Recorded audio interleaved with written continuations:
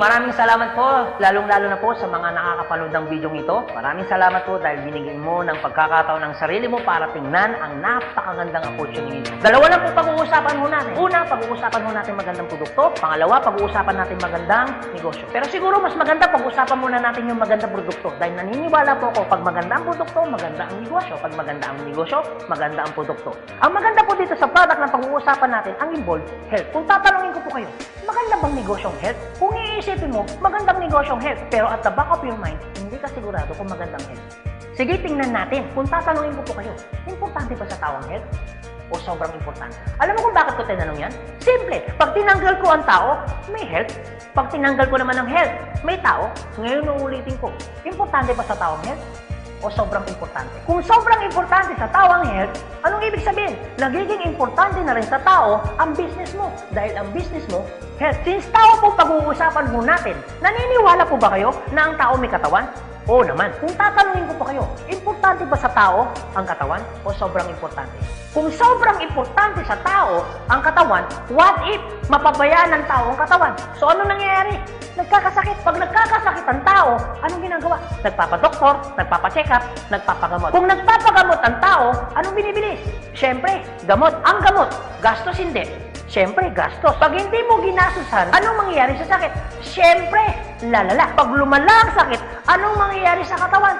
Siyempre, manghihina. Pag nanghina ang katawan, akala ng iba, katawan lang ang nagkakaproblema. Pero hindi na alam, apektado ang trabaho. Pag apektado ang trabaho, apektado ang kita. Pag apektado ang kita, ang pinaka-naapektuhan sa lahat, yung pamilya. Ang pinaka-malupit na naapektuhan pa sa tao, yung pangarap mo. Sabi daw nila, madali raw kitain ng pera pag masipag at matyaga. Opo, tama po, madaling kitain ng pera basta masipag, matyaga. Pero ito naman sasabihin ko sa'yo, the moment na magkasakit ka, madali rin ubusin ng sakit ang pera mo. Lagi ko po ito sinasabi, anin mo ang limpak-limpak mong salapi kung punong-puno ka naman ng sakit. At ang pinakamahirap po dyan, wala na nga ang pera, mahirap na nga, may sakit pa. Yun ang masakit. Since present ang sakit, ano ngayon ang gagawin mo para hindi magkasakit? Simple, wala ka ng choice. Uulitin ko, wala ka ng choice. Kailangan mo nang uminom ng food supplement. Alam kung bakit? Marami ng kumpanya ng tayo. Marami ng pharmaceutical ng tayo. At hindi naman nila i-inventoyin ang mga produktong yan kung hindi kailangan. Bakit? Kasi kailangan mo na talaga. Ngayon, pwede mo sabihin sa akin, teka lang Anthony, food supplement? Gastos yan Opo, gastos nga ang food supplement. Pero ito naman sasabihin ko sa'yo, di bali nang gumastos ako, at least healthy naman ako. Bakit? Pag nakakasakit ka ba, ano bang ininom mo? Di ba gamot? O tanong, gastos hindi. Di ba gastos? Kung ikaw tatanungin ko, anong gusto mo? Gumagastos ka na healthy ka? O gumagastos ka, may sakit ka? Paras na gastos. Ang malupit mo niyan, every time na gumagastos ka, may sakit ka pa. Komportable ang katawan? Siyempre hindi. Sabihin na natin, gumagastos ka dito, at least healthy ka naman. Ang pinakamaganda sa lahat, bukod sa healthy ka na, business mo pa. Dahil business mo kumikita ka pa. Ang pinakamaganda sa lahat, bukod sa healthy ka na, kumikita ka pa. Bukod sa kumikita ka na, healthy ka pa. Ano ngayon ang pakiramdam na bukod sa healthy at kumikita ka na, nakakatulong ka pa? Maganda o napakaganda? O sige, pag-usapan naman natin yung magandang negosyo. Maaaring nagustuhan mo yung product, maaaring bibili ka ng product. Pero ito yung totoo, gagawin mo kayong negosyo. Kasi bakit? Pag business ang pinag-uusapan, hindi naman kasi lahat ng tao business-oriented. Karamihan ng tao is career-oriented. Alam mo kung bakit? Marami kasing tao na pagdating sa business, ang dami niyang perspective. Alam mo isa sa mga perspective ng tao pagdating sa negosyo? Una, wala akong pera. Pwede mo sabihin sa akin, teka lang Anthony, wala naman akong pera. Kanina, nung pinapanood mong video nito, wala kang problema. Pero ngayon, may problema ka na. Ano? Pera. Pangalawa, ang maaaring problema mo, wala akong time. Pwede mo sabihin sa akin, teka lang Anthony, okay yung negosyo, kaso nga lang wala akong time. Walang kaso. Pero mayroong mas worse. Wala ka nang time. Wala ka pang pera. Pangatlo, maaaring itong problema mo. Teka lang Anthony, okay yung business, kaso nga lang hindi ko yan alam. Hindi ko yan hilig. Hindi ko yan linya. Ew. Pero ito yung totoo. Marami naman tao sa labas na ginagawa niya yung linya niya, ginagawa niya yung hilig niya. Pero tanong, kamusta ang buhay? Sabihin na natin hindi mo to hilig. Sabihin na natin, hindi mo rito niya. Pero ito sasabihin ko, kung ito naman ang magpapabago ng buhay mo, bakit hindi mo siya ninahin? Pang-apat, maaaring ito isa sa mga problema mo. Teka lang, Anthony, okay ang business. Kaso nga lang, risky yan. Naku, malulugi lang ako. Ang pinakamalupit, hindi mo pa tinatayo yung negosyo mo, feeling mo, lugi ka na. Ang matindi niyan, ano malulugi sa'yo? Eh di ba sabi mo, wala kang pera? Eto tanong, kung problema mo ang pera, problema mo ang oras, problema mo dahil wala kang alam, kasi iniisip mo baka malugi ka, ito sasabihin ko. Hindi lang naman to ang una or pangalawang pagkakataon na pwede kang ma-involve sa business. Kung yan ang problema mo, bakit? Pagdating kayo ng panahon, yan pa rin kayo problema mo. Pag-usapan po natin ang life cycle. Naniniwala ka bang may life cycle? Oo naman. Importante po ang life cycle. Kasi po, hindi po magiging balanse ang mundo pag walang life cycle. Isa sa mga dinadaanan ng tao na life cycle, yung pag-aaral. Kung ikaw magkakanak o magkakaanak pa lang, pag-aaralin hindi. Siyempre, pag-aaralin. Kawawa naman yung bata pag hindi natuto, hindi marunong magsulat, hindi marunong magbasa. Pagkatapos mag-aral, anong susunod? Siyempre, gagraduate. Pagkatapos graduate, anong susunod? Siyempre, magtatrabaho. Pero pansinin mo to. Meron po mga tao hindi nakapag-aral, hindi nakagraduate, pero nagtatrabaho. Bakit? Isa sa mga life cycle po na dinadaan ng tao, kailangan po magtrabaho. Etong tanong, gusto niyo po ba habang buhay nagtatrabaho? Siyempre, hindi. Gustuin niyo man po magtrabaho ng 60 to 65 years old, wala na ho kayong choice. Ang sasabihin ng boss mo, you're out. Bakit? Anong tawag ko doon? Retire. Pag kayo po ba nag-retire, may pera wala? Siyempre, meron. Anong tawag mo doon? Retirement fee. Dahil ikaw ay nag-retire, ang trabaho, tuloy-tigil. Siyempre, tigil. Pag tigil ang trabaho, ang sweldo, tuloy-tigil. Siyempre, tigil. Dahil tigil ang trabaho, tigil ang sweldo, ang gastos, tuloy-tigil. Siyempre, tuloy. Dahil tuloy ang gastos, ang retirement fee na pinaghirapan mo, maubos hindi. Siyempre, pwedeng maubos. Para hindi maubos ang perang pinaghirapan mo, anong gagawin mo? Maaaring nag-iisip mo ngayon kung ikaw nakakapanood ng video nito. Maaaring siguradong maiisip mo ngayon, business. Ito tanong. Kung papasok ka ngayon sa business para hindi maubos ang pera mo, teka lang, akala ko ba kanina, iniisip mo, teka lang Anthony, wala akong pera kasi mamumulan ako dyan. Pero sabihin ko, kung iniisip mo kanina, wala kang puhunan, mamumunan ka kasi, eh di ba ganun din dito? Mamumunan ka rin. Di ba sabi mo kanina, wala akong time? Kung iniisip mo na wala kang oras, bakit? Pagtungtong mo ng 60, 65, may oras ka ba ba? Sabi mo kanina, wala kang alam. Pero tanong, bakit pagtungtong mo ng 60, may alam ka? Buong buhay mo nagtrabaho, hindi nag-business. Dahil wala kang alam sa business, anong mangyayari sa pera mo? Siyempre, mauubos.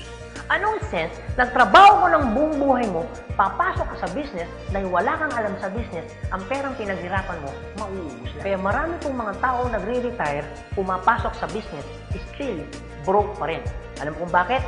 Kasi wala silang alam sa business. Kung ikaw ang nakakapanood ng video nito, huwag po kayo mag-alala. Kasi bakit? Later pa naman yan. Pero kung tatanungin kita, kung papasok ka lang naman pala sa business, anong gusto mo? Ngayon o later? Alam mo kung bakit ngayon? Simple. Pag ngayon mo ba inaral ang business, ngayon ka nag-decision mag-business, ngayon mo ginawa ang business, ngayon mo matututunan?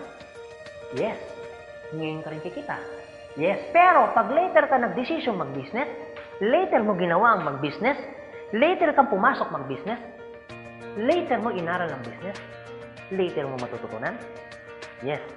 Later ka rin kikita? Yes. Kung papasok ka sa business, anong gusto mo? Ngayon o later? O sige Anthony, nagustuhan ko yung magandang negosyo, nagustuhan ko rin yung magandang produkto. Pero ito tanong, paano ko siya umpisan? Anong gagawin ko? Paano ako magiging membro ng AIM Global?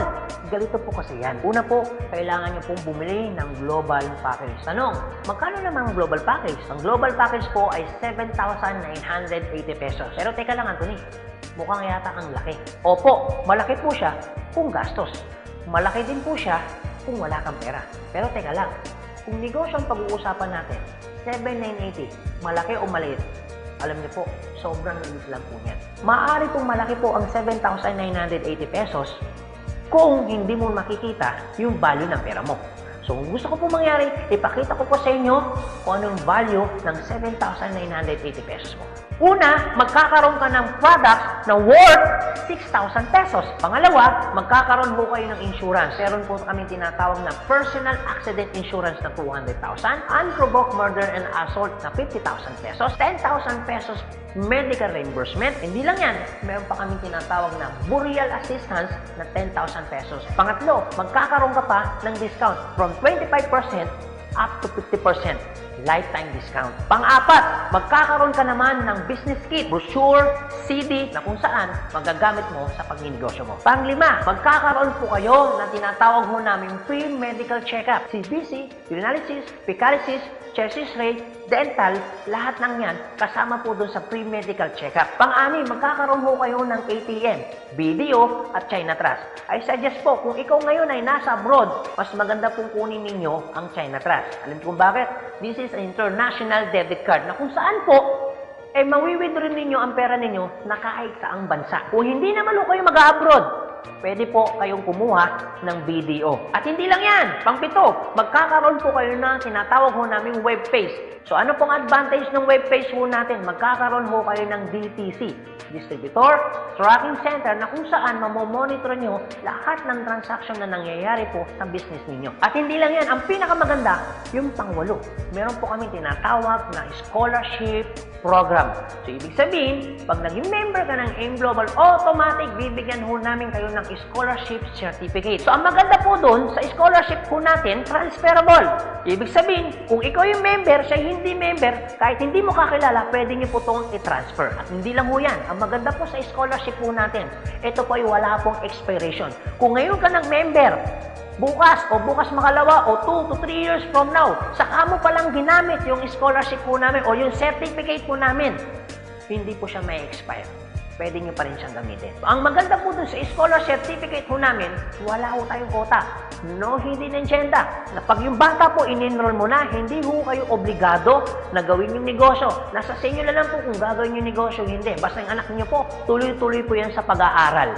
So, wala ho tayong hidden agenda, no quota. Kahit hindi ho kayo bumili ng product, kahit hindi ho kayo mag-imbita ng tao, kahit hindi nyo po ito gawin. No obligation, no commitment.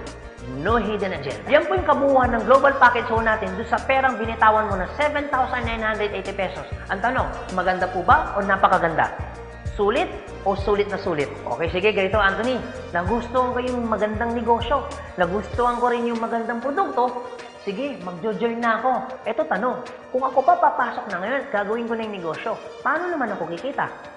Ganito po yan. Una, kikita po kayo sa tinatawag naming retailing. Sa retailing naman po, from 25% up to 50%, kikita ka. Kung hilig mong magbenta, aba, bagay na bagay ka dito.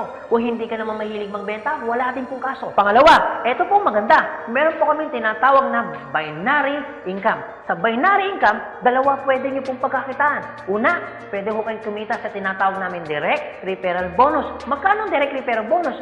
500 pesos. At pangalawa, pwede naman kayo kumita sa tinatawag namin match sales bonus o madalas ang tawag ho namin dyan, pairing bonus. Magkano naman ang pairing bonus? 1,500 pesos. O sige Anthony, mukhang maganda yung binary income na yan.